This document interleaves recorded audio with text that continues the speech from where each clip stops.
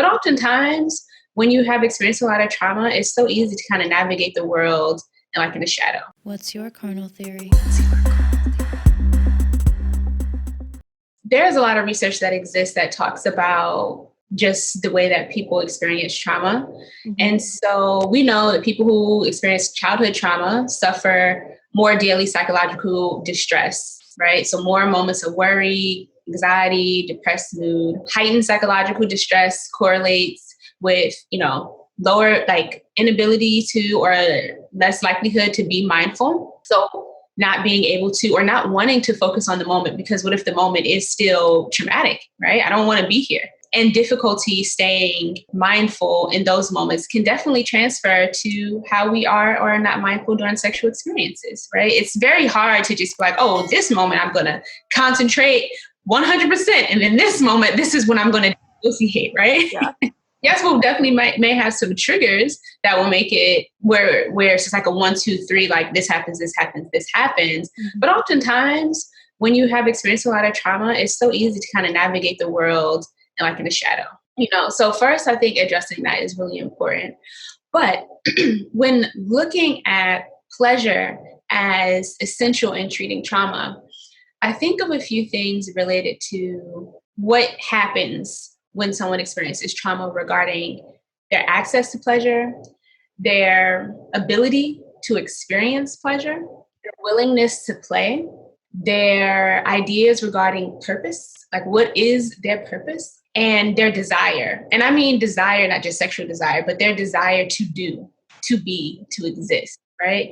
And so honestly, when I was doing this work, and I have worked with varying different veterans, military, sexual trauma, different things like that. And I continuously saw this pattern that was really related to purpose, play, pleasure, and desire.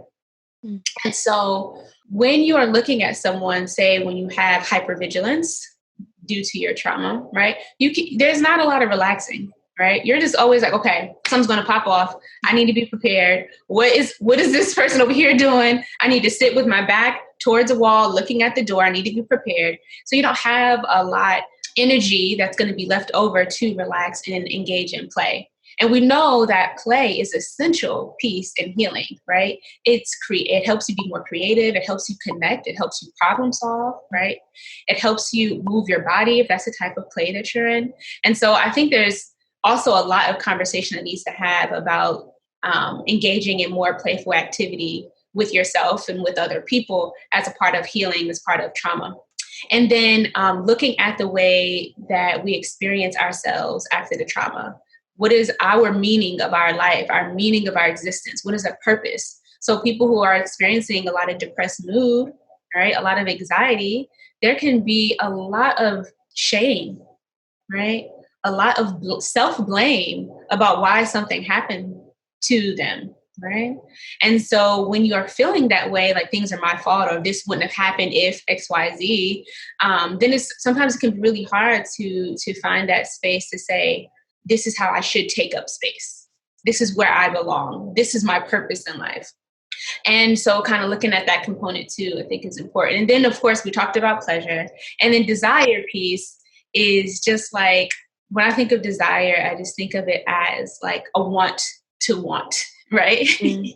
Yeah. And it can be that simple. And so oftentimes when people are experiencing or going through the throes of their trauma or healing journey, there sometimes can just be like no desire. Like I don't want to get out of the bed. I don't want to socialize. I want to isolate. I don't want to eat.